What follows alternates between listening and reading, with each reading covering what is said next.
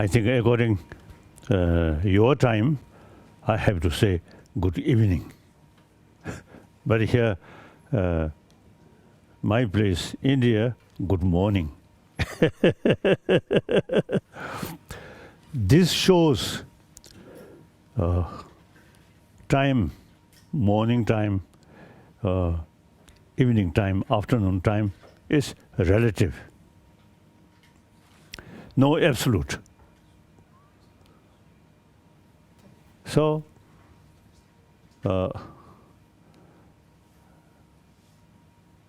certainly I am Buddhist monk, and also you see, study and practice daily about these, thinking.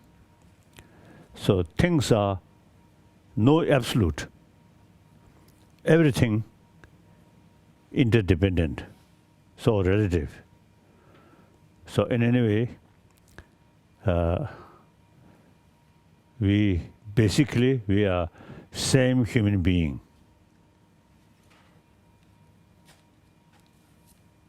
Mentally, emotionally, physically, we are same. And then more important thing is, I want happy life. You also want happy life. Now, the place where you live, more materialistic life. I also now here in India, outwardly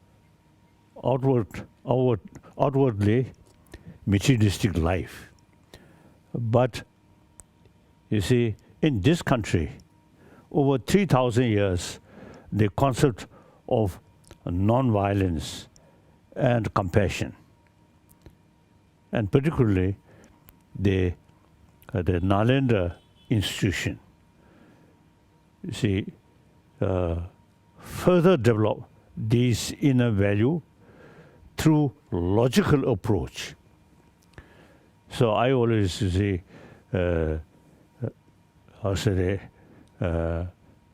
express I myself, the student of Nalanda Sanskrit tradition. So our basic sort of our attitude is always why, not yes. That is important. Keep in our mind why. Then it helps to carry further investigation. So now today, I think we need existing sort of way of life is enough to get happy life or happy human being, happy humanity or happy world. I think the answer is no. I think your place, materialistic life, always talk about external thing, not talk about inner peace through training of our mind. So now, this information from Nalanda tradition come from Buddhist sort of tradition.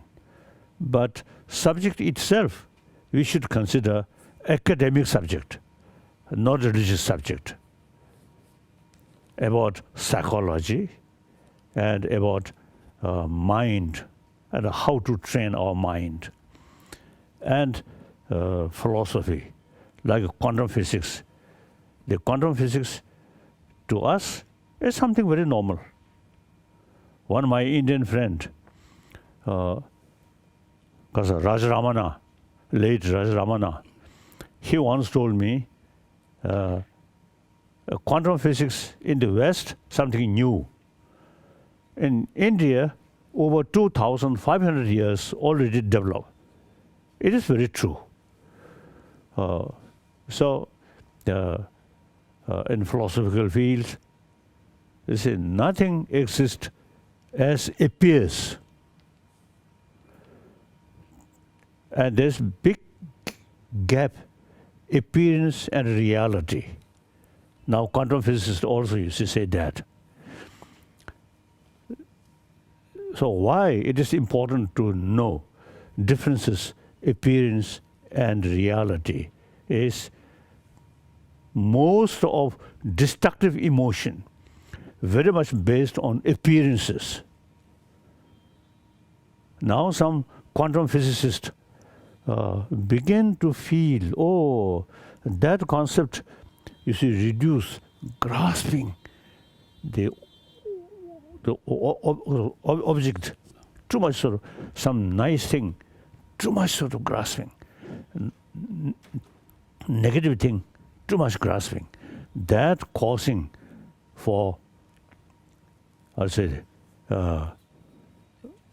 they develop for anger, affection, too much affection, attachment. So therefore, now these ancient Indian knowledge, say how to tackle our emotion.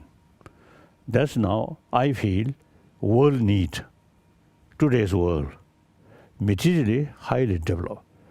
But each morning when I listen BBC, it's always problem. These problem actually our own creation. And now big question is, what is the basic nature of human being? Now some scientists, they say we are social animal. So basic human nature is more compassionate. It's a sense of caring other. Because we are social animal, individual sort of survival depend on the community.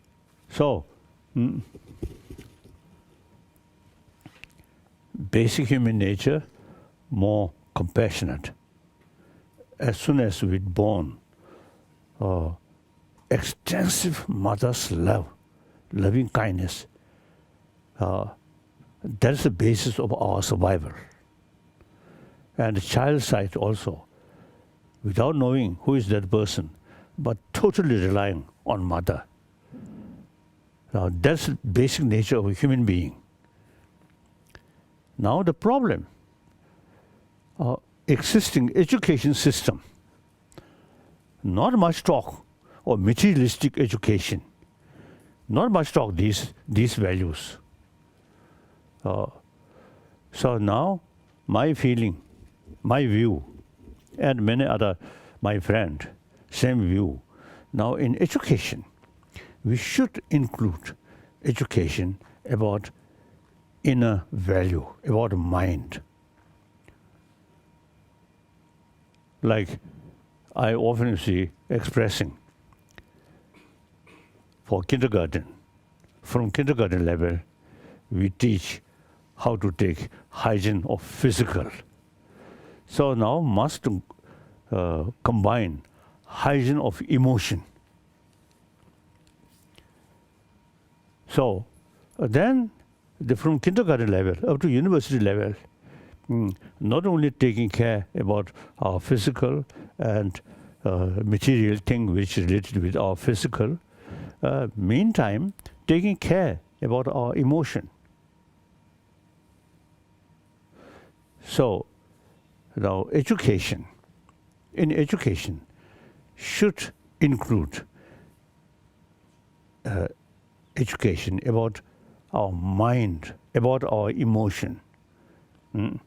Then sort of through education, utilize our intelligence. Then real destroyer of our inner peace is our anger. Not external enemy, but our own internal enemy. That's our anger. So once the anger develops, you see, immediately destroy our peace of mind. And then it remain more time, very harmful for our body, for our health. Some scientists, medical scientists, they say the constant anger, constant the hatred actually eating our immune system. Just from, not from religious texts, but from scientists, they say. So therefore, and then also I may say, I myself, as a Buddhist practitioner, you see, try daily basis, try to increase altruism, loving kindness. So that immense help is to reduce anger. So as a result, my face always smiling.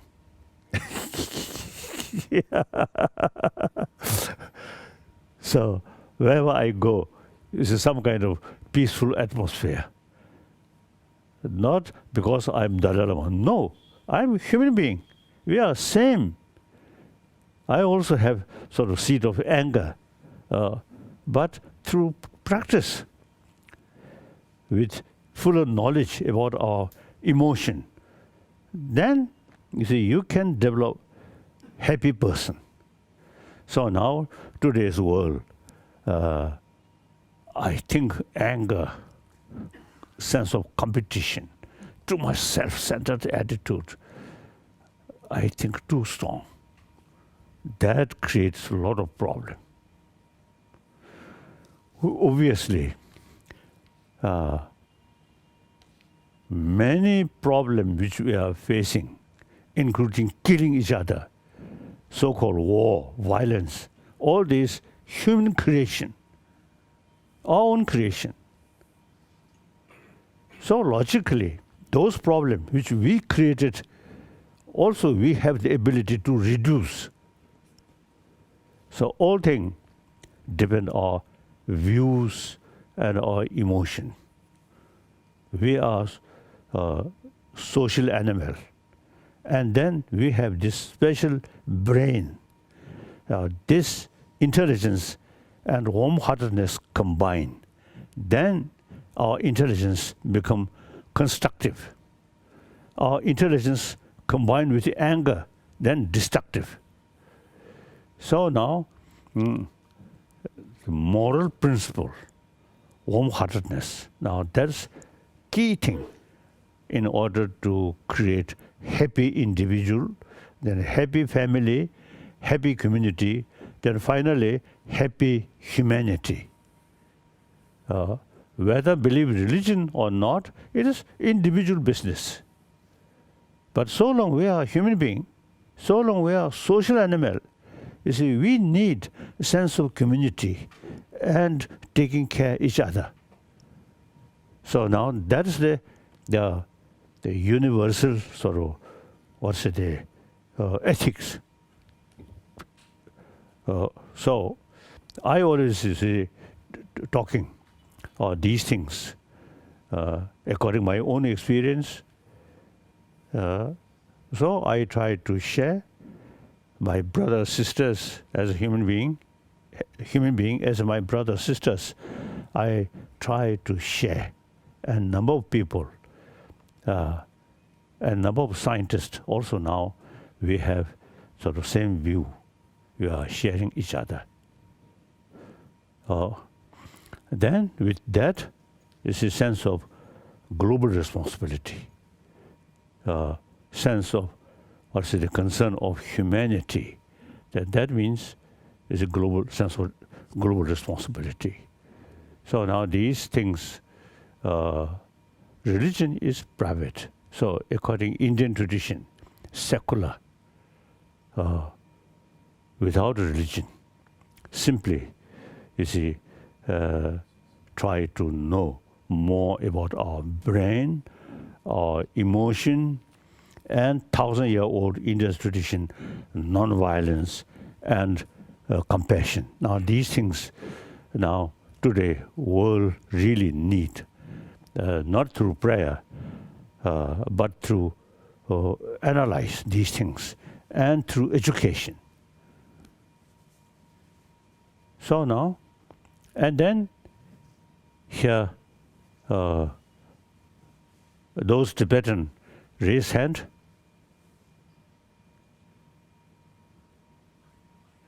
Okay. And then Han Han people, Chinese. Okay.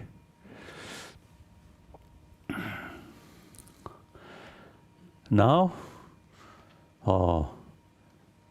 I'm very happy having this opportunity share with Tibetan and Chinese. We are over 1,000 years, since 7th century, we developed some special connection because 7th century Tibetan Emperor Songtsen Gampo married with Chinese princess.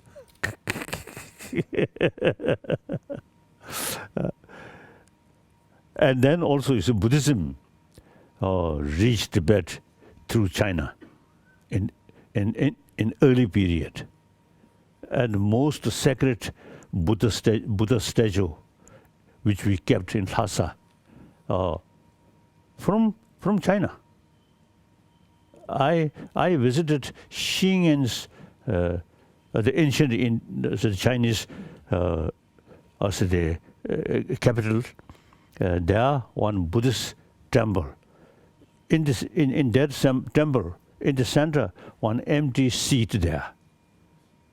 I was told the Buddha statue which we kept in Lhasa is come from there.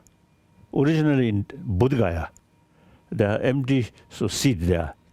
So from Bodhgaya to Xinyan, the Xinyan eventually to Tibet. And then more important, historically, you Chinese, Buddhist country,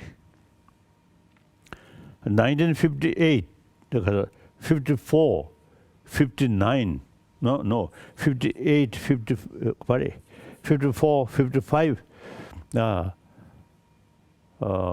visited China. There are several sort of provinces.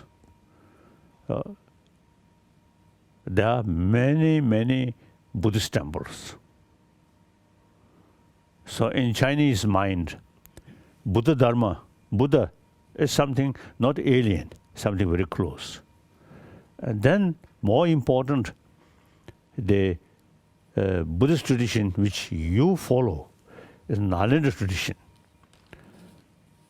The Xuanzang, Marbe, Xuanzang, or the we usually call Tangsen Lama, who introduced Buddha Dharma in China, who come to Nalanda and study Buddhism. In Tibet case, the 8th century, Shanta Rakshita from Nalanda. So we both, not only Buddhist, but also, you see, same tradition, Sanskrit tradition, Nalanda tradition. So now differences, see, you Han brothers, sisters, not much pay attention about Buddhist logic. We Tibetan, since 8th century, the introducer about Nalanda tradition, himself, great logician. So we, as he introduced, we follow very seriously, study logic.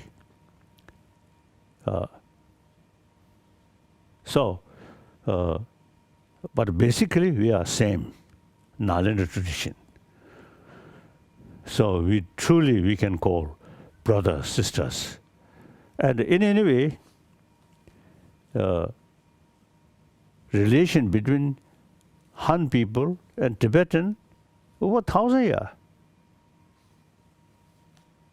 So then political matter, I do not think much important. Important is as a human brothers, sisters, we live side by side and share our culture, each other, and helping each other. So I always say, expressing Han Sang Da Tenje. That's very important. So since in early 60. You see, we raised Tibetan issue at the UN, 60s. And then eventually, I think one main sort of factor or reason is Pandit Nehru. He very, very experienced sort of politician. So he once told me, raise Tibetan issue at UN, not much help. And then he frankly told me, America will not go with China, go to war with China in order to liberate Tibet. He says, it will not happen.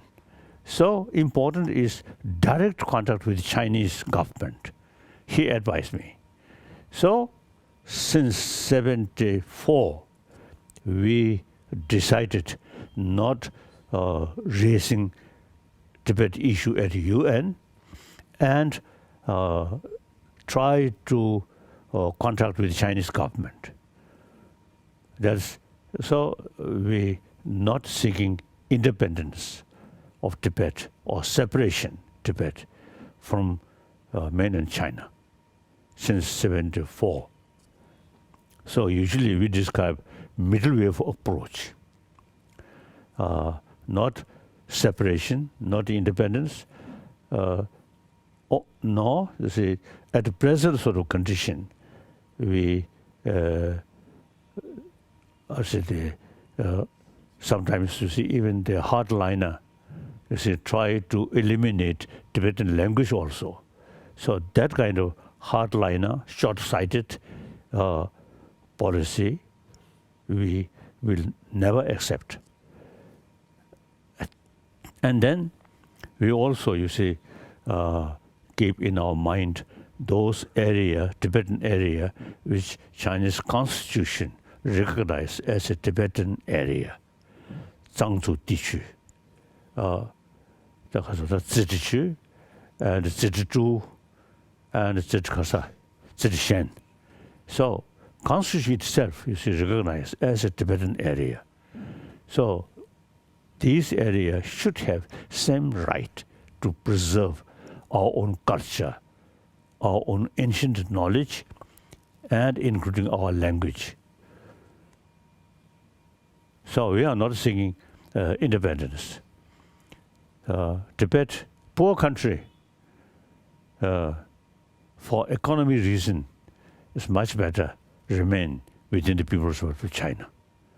And also, you see, we can serve, help number of Chinese Buddhists. Now today, China, nearly 400 million Buddhists. I have sort of a constant sort of contact. These Buddhists often come to India like that. So in spite some restriction from the government side, you see they come India and including Bodhgaya like that. So therefore, for Buddha Dharma, you see we can help our Chinese Buddhist brothers, sisters. I can frankly say, as far as the knowledge is concerned, Buddhist knowledge is concerned, our knowledge about Buddhist tradition and Nalen tradition is much better than our the Chinese Buddhist brothers, sisters. They not much pay attention for study, meditation. So we Tibetan, because Shantar Rakshita himself, great philosopher, great logician, as I mentioned earlier, so we carry his teaching, his advice, study, logic. So we can serve, we can help a number of Chinese Buddhists. So we, since 74, we are not seeking independence. Now, China, since Deng Xiaoping, you see, he pursue more realistic approach. And he opened relation with outside world. And as a result, I said the number of Chinese students who study in America, Australia, in Japan, so on, like that. So I have one sort of story to share with you. One occasion in America, one young Chinese student, say, after my talk in one university, after that, one Chinese young student straightly come towards me and expressed to me, when he was in China, he got the impression Dalai Lama, very orthodox person, narrow-minded. After he attended my talk, public talk, he noticed Dalai Lama not like that. So he found big differences in China. The government propaganda, according their sort of the version about me, and real Dalai Lama, there's big differences. He told me like that. So they actually now things are changing. I have direct contact with some Chinese leaders. Not public, not sort of because of the publicly, but it's as a sort of personal, privately. I have constant contact with Chinese leaders. So now things are changing. And among the top leaders in People's Republic of China, now they begin to feel last few decades policy regarding Tibet is not realistic policy. So now they are thinking, try to follow more realistic, previously unrealistic.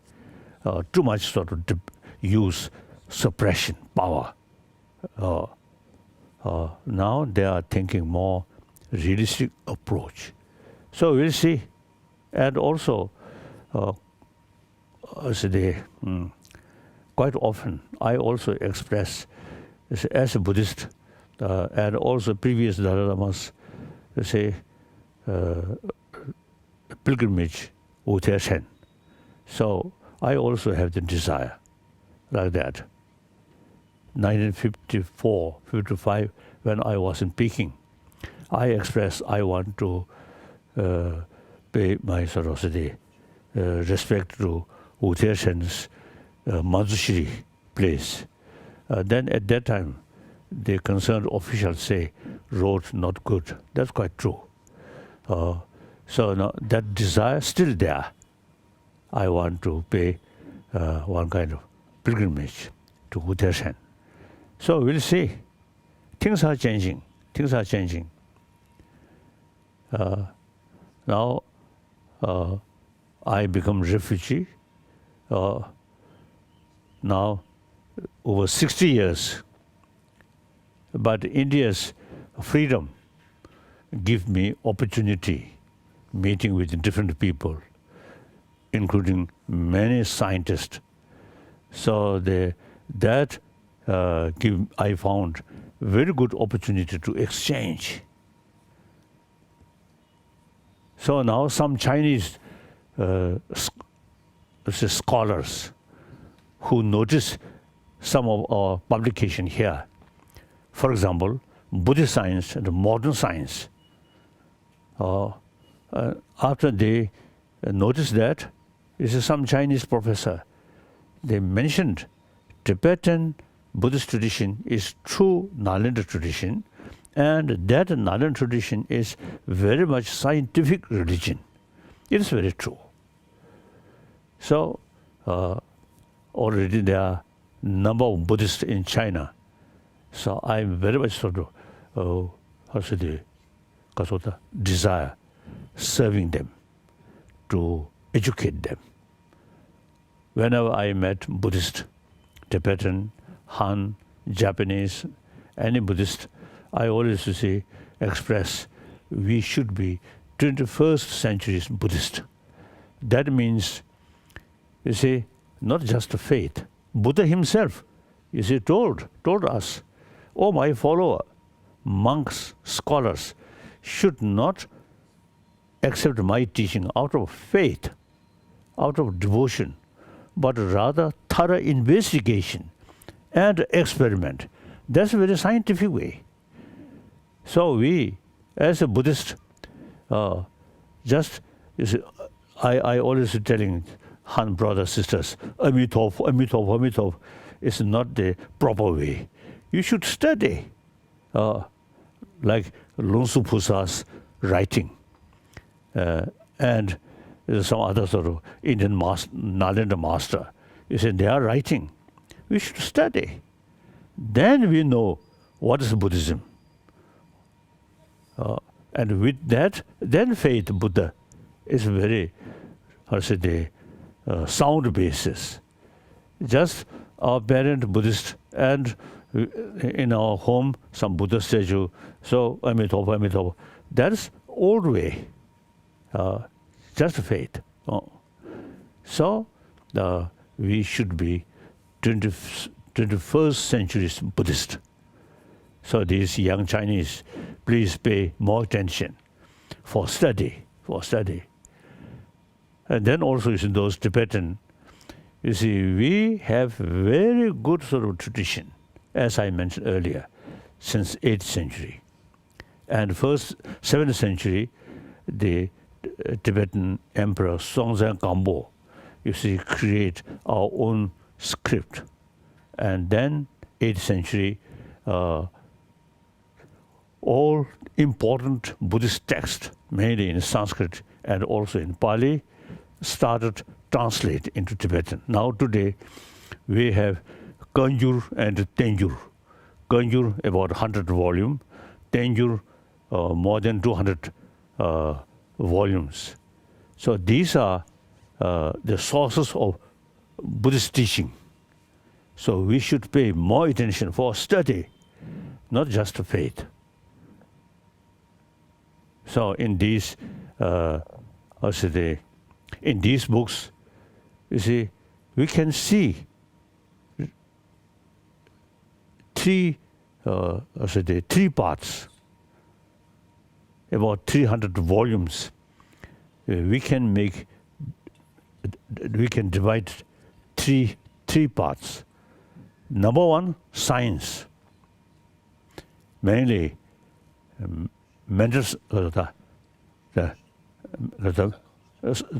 science of mind, very rich, very rich, very detailed.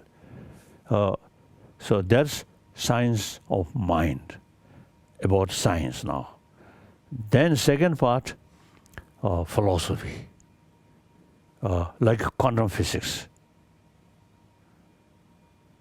So sometimes, you see, I want to share with you. Sometimes we discuss with great scientists about quantum physics. Of course, I sort of listen very humbly when they explain. But in my mind, I feel I know better. Because, you see, over 20, 30 years, we study and practice. So, Madhyamika philosophy and the Chitta Mantra philosophy clearly mentioned things does not exist as appears. Very clear. So the quantum physics, then neurobiology, neurobiology, and then also logic. These I feel very useful to today's world.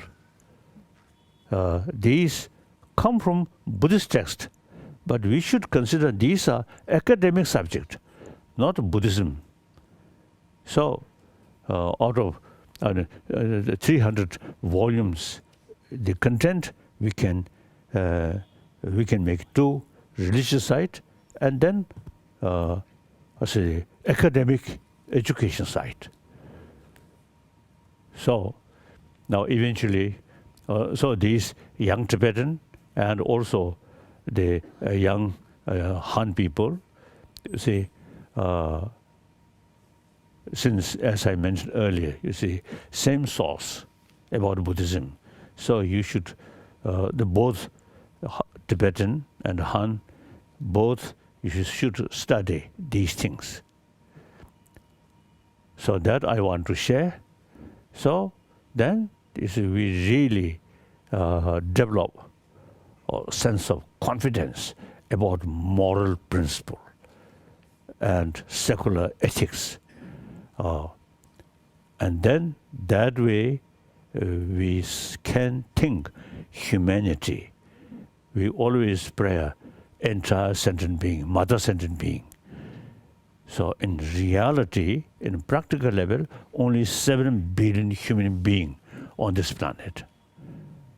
The sentient being in other galaxies is only our prayer. The 7 billion human beings, different language, but you see, there's a way to communicate and same brain. Therefore, you see, we can serve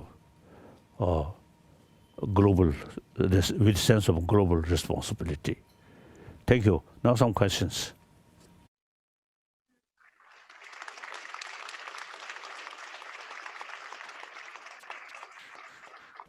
Good morning, Your Holiness. It's an honor for me to be here, and I'm just going to go over some of the questions that we collected from, the students. The first question is compassion as an important part of the secular ethics. When should people cultivate compassion? Can older people also cultivate compassion? Can anyone who has done bad things also cultivate it? That's the first question. Very good question. Now, as I already mentioned, basic human nature, more compassionate nature. Now, according to science, and then the reality also, we are a social animal, including those top leaders. Without a community, they cannot survive. So, the source of individual happiness or successful life entirely depend on the community. So community is ultimate source of one's own individual happiness or successful life. So we should take care about them. So that's by nature. Now use the Buddhist sort of teaching about emotion in order to tackle our destructive emotions such as anger. Now use our, as I already mentioned, use our intelligence. Then over 40 years, I have serious discussion with scientists, and then number of scientists, now they really appreciate about our tradition, how to tackle our emotion and how to keep peace of mind. So over 40 years, you see, as a result of our discussion, it is mutual learning. We learn some latest scientific finding, and they learn about psychology, how to build peace of mind, like that. Thank you very much. The second question is, if happiness is a common goal pursued by all human beings, can conversion to a certain religious belief achieve this goal more effectively? As Indian tradition, a secular concept without belief religion. As I mentioned earlier, you see, out of 300 volumes, the content is to one religion, one academic. So, according to Indian tradition, without accept any religion, remain non-believer. Meantime, you see, utilize these sort of knowledge how to tackle the destructive emotion which destroy peace of mind and eventually healthy body and happy family. So these are secular way. So it is not necessary in order to practice or say increase these positive human value such as compassion. Not necessary to become religious minded or Buddhist. Not necessary. Remain non-believer and be good human being. Okay. So we are not talking about next life, but just this life, day-to-day life, week by week, month by month, year by year. Through that way, you remain warm-hearted human being and very friendly human being with everybody. Then, at the end of death, you see, you get more people who pray. If you carry your life more angry, so the angry face, then when you passed away, then many people say, "Oh, very good. Now that bad person now gone." So no good. You see, short maximum 100 year. This 100 year, try to be good human being. Good human being is more warm-hearted human being and a very friendly attitude with any human being, and this life become much more happier. That creates good ground for good next life. Okay. Next life you cannot buy with dollar, with yuan marbe ka jemi with kasa. Oh, renminbi. So only our own sort of way of life. This very human being carry good way of life, more compassionate life. That's the guarantee. Your next life will be happy, good human being. Okay.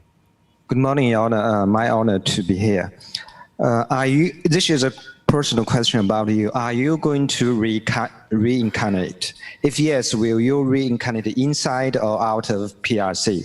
Going forward, what are the things that we can do to help with the Tibet situation as Chinese youth? And what's your greatest wish for the Chinese people? Thanks. Regarding the institution of Dalai Lama, as early as 1969, I publicly, formally expressed this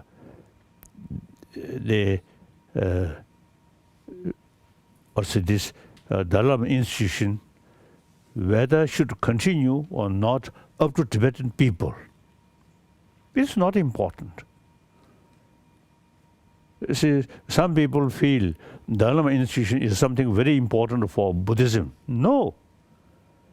There is no institution of Buddha, no institution of Lungsu Pusa. But their teaching, you see, carry their sort of the philosophy, their thinking. So these, so long these texts wrote by these masters there, and we study, and that's the way preserve. So not institution. So without Buddha's institution, without institution of Nagarjuna, Lungsu Pusa, they are teaching very much alive. So Dalai Lama institution, some sort of some occasion or some time, some period, you see it develop, but then we'll go. The Buddha Dharma, Buddhist teaching, in Tibet case, Tibetan Buddhist teaching, not depend on Dalai Lama institution.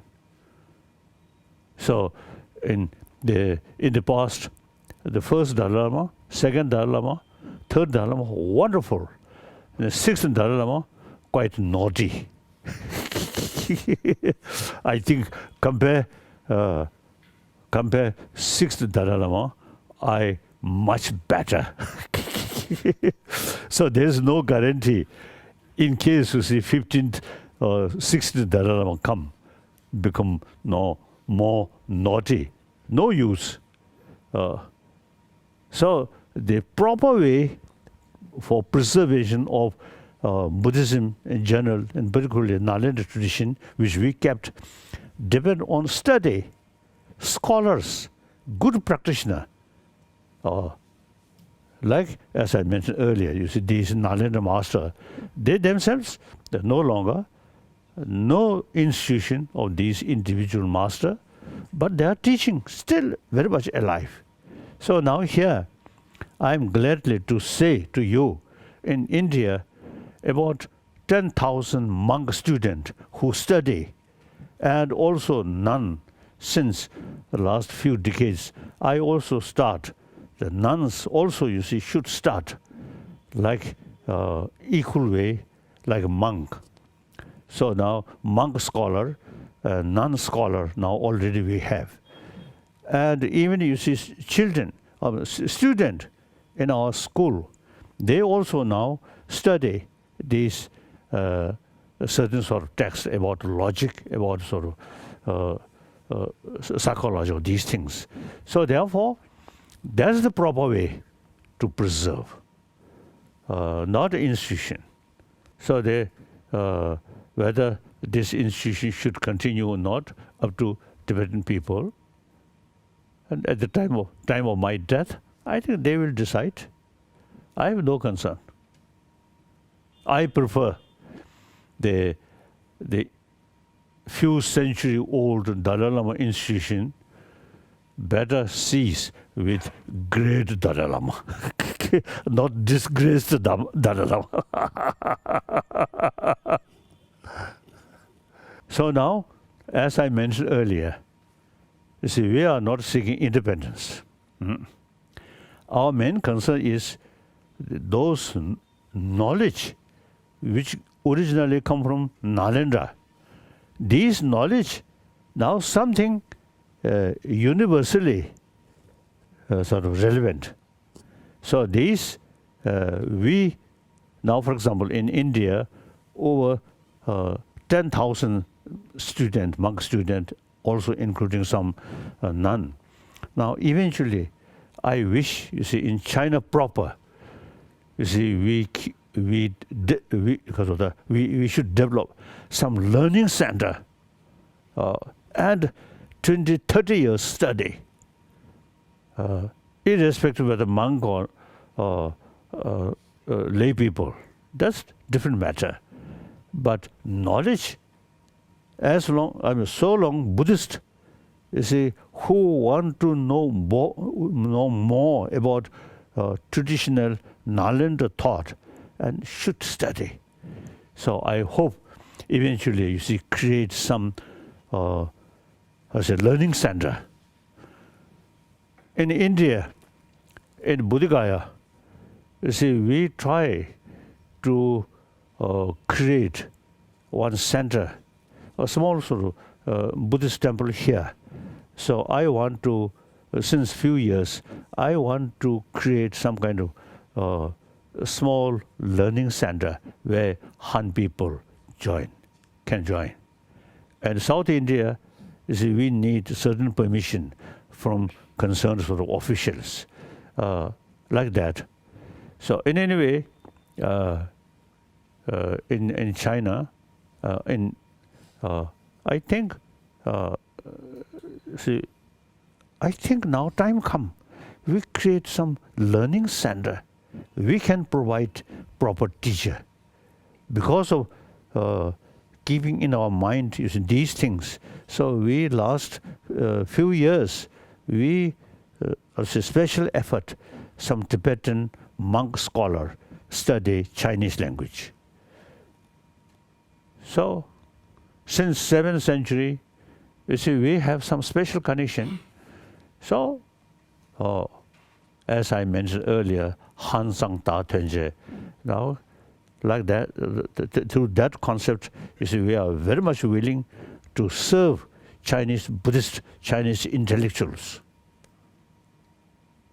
I very much wish here in India and also in America, in Europe, is constantly I have some serious discussion with scientists. So this kind of meeting, academic level sort of discussion, I want to have in China, in Peking, or some university. I really feel. Okay. Now my age, 84. What do you think? My face, judging my face, what do you think my age? 48. What? 48. Kasa. Ka. And then also you see my teeth, very good. The other day, you see, among the offering, some, according to some puja, some ritual, it's one very, very nice apple. So I don't care, you see, formality. So I took one and I eat, I bite. One way, you see, that apple, you see, looks very good. So I love apple. So, and then secondly, I want to show the public audience, 84-year-old person, teeth very good. So if we necessary with fight and bite, I teeth still very good.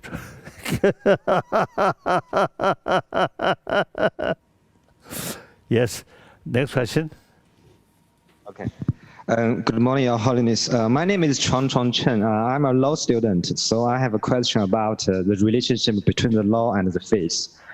Since everyone is legally obligated to do their best to avoid harm to others, is this the same thing as the Buddhism teaching that we should not hurt others as a law requirement that we avoid to hurt others? Is this the same thing? And what's your opinion about the relationship between faith and law, between religion and law? Thanks. Yes, action, non-violence, the same, but the reason or the sources of that non-violence, not by law, but voluntarily use human intelligence. If we harm other, the consequences you will suffer. Help other, consequences you get benefit. So any sort of animal, including we human being, we take care first yourself. So some kind of selfish thinking oneself.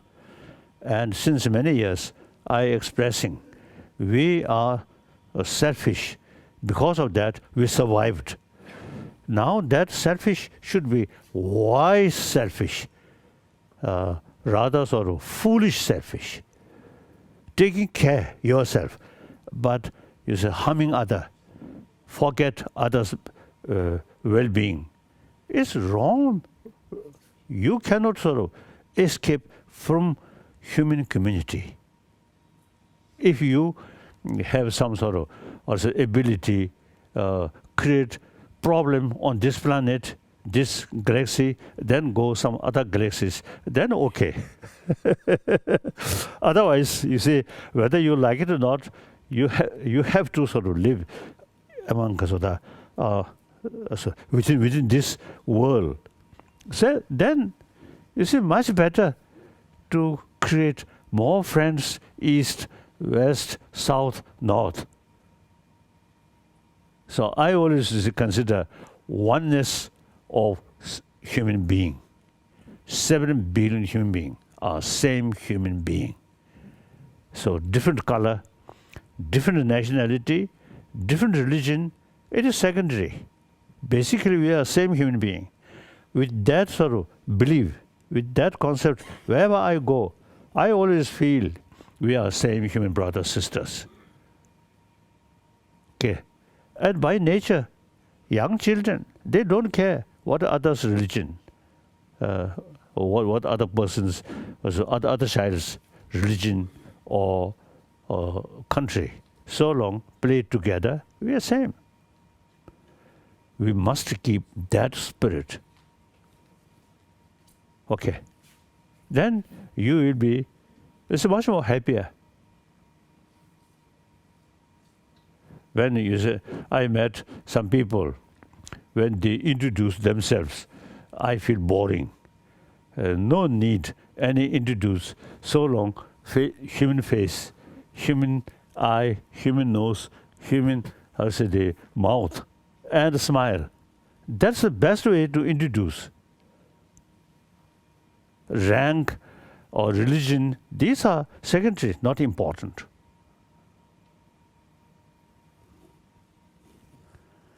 Next question. Good morning, Your Holiness. The next question that I will be presenting to you is, what if there is a conflict between secular ethics / universal responsibility and national interest of a country? Oh, national interest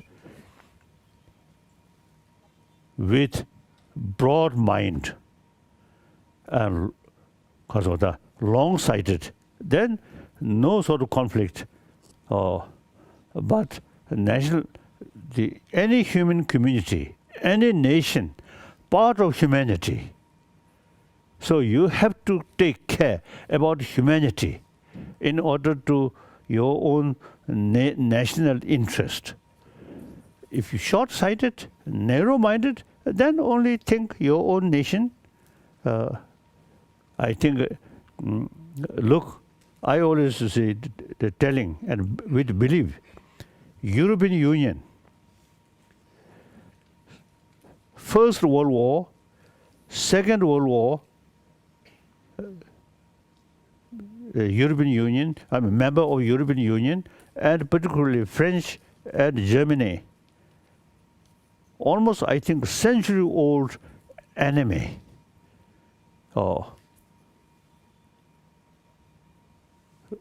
But end of second century, no, end of Second World War. Then de Gaulle of France, French de Gaulle, and German Adenauer. Now they realize, instead of fighting, we should take common interest. So they, mainly I think these two persons, you see, they create European Union. So previously, these member states much sort of killing each other. After European Union developed, then at least now last a few decades, very peaceful. If European Union not yet developed, then I think last few decades, I think some killing must take place. Could be more violence. So the Europeans, through a lot of sort of suffering out of war, out of violence, they become more mature. They think common interest. So they develop a European Union. Wonderful.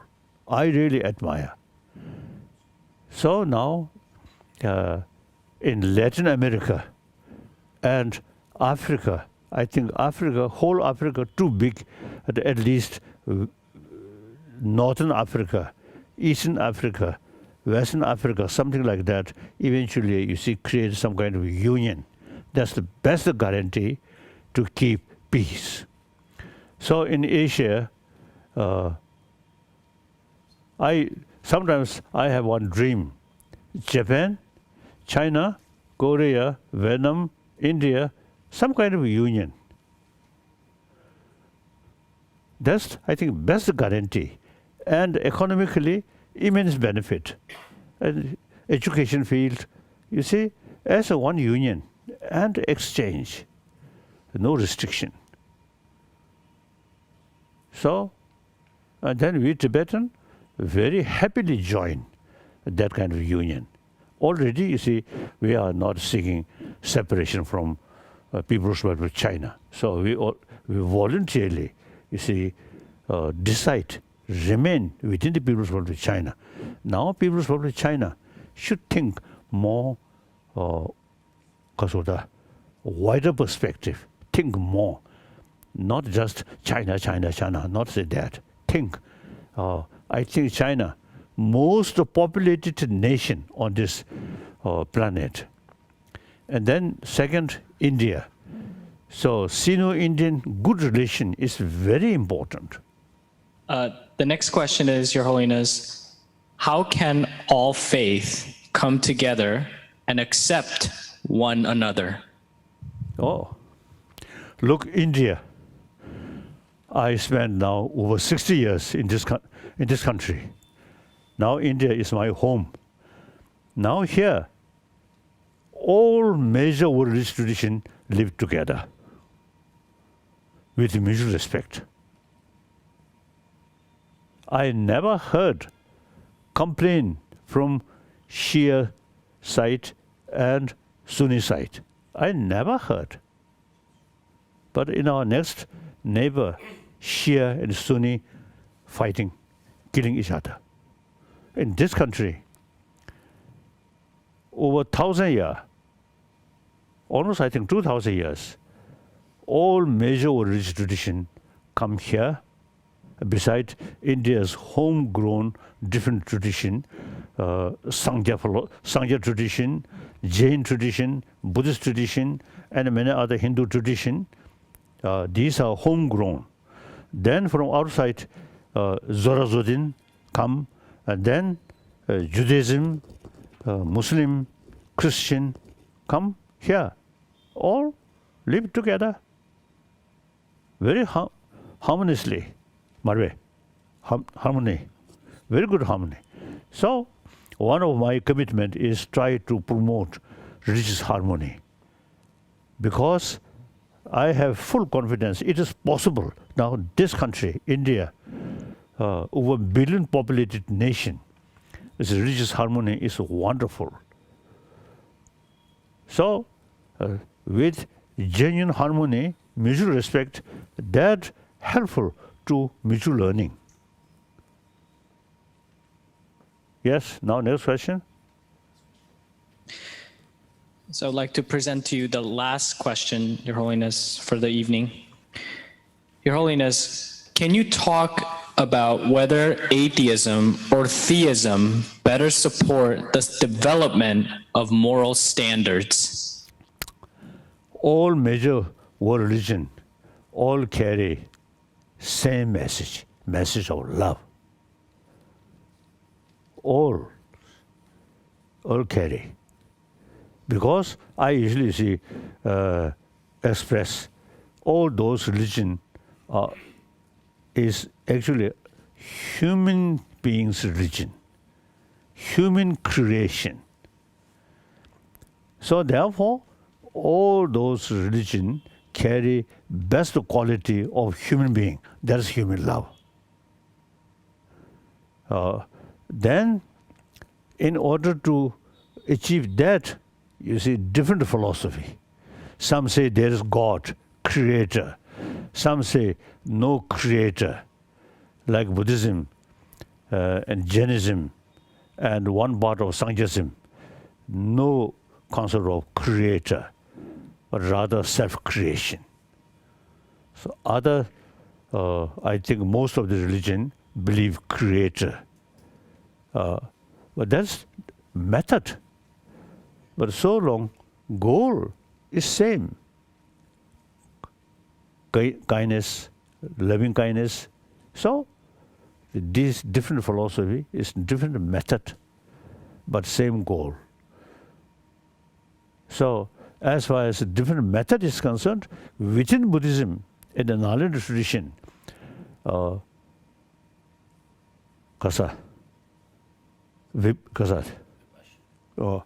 Vivashic school of thought, Sautrantic school of thought, Chitta Mantra school of thought, Madhyamika school of thought. And within these different Buddhist philosophical school of thought, within each there are some divisions. So these are necessary according people who have different mental disposition. So you need different philosophical approach. But no problem. In fact, we can learn each other like that. Among these Nalendra master, you see these 4 schools of thought, and particularly Chitta Mantra school of thought, and the Madhyamika philosophy, philosophical thought. There's a lot of sort of debate, a lot of sort of discussion, helpful, like that. So, so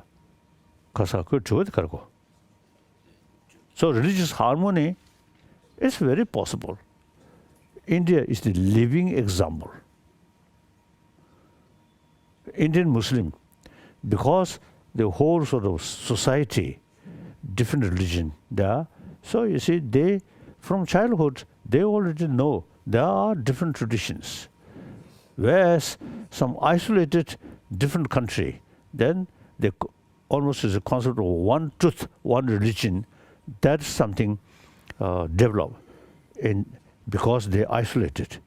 In this country, the concept of several truth, several religion here. So in terms of individual practitioner, concept of one truth, one religion is good. But in terms of society, it is impossible. In the society, the concept of several truth, several religion is very relevant. That's a reality. According to the circumstances, there are many different religious traditions, and then you see emphasis one truth, one religion, then you become isolated. You suffer. I'm Buddhist. I never say Buddhism is best. I never state. For me, Buddhism is best. But when I talk with a group of people, I never say Buddhism is best. Like that. Okay. Thank you, Your Holiness. Thank you.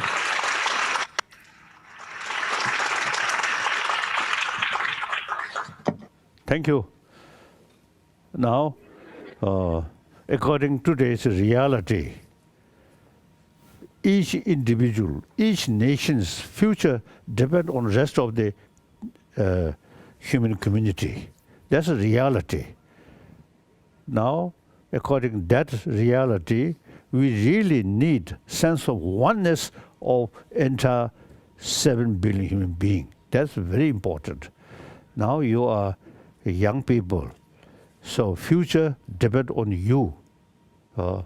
Future not depend on me. Now, see, I think another 15, 20 years I may live. But after that, you see, my time gone. But human being, till I think global warming become very serious, then world itself become desert. Till that, we human beings remain. So these young people are the future of humanity. So your thinking, and also you see, you should pay more attention about global warming. That's quite serious. Okay, very important. And then I want to share global level, huge gap, rich and poor. And within the nation, gap, rich and poor. This, I think you should keep in your mind to reduce this gap and pay more attention about poorer people. Very sad. So the other day, I also expressed publicly. So, like those refugees, and in Africa, in Latin America, some poor people, they are daily sort of, their life facing some difficulties. So we should think, you should think about, this gap, rich and poor. This is a very serious matter. It's totally against sense of compassion. We should take everyone, and particularly those needy people, poor people. Thank you.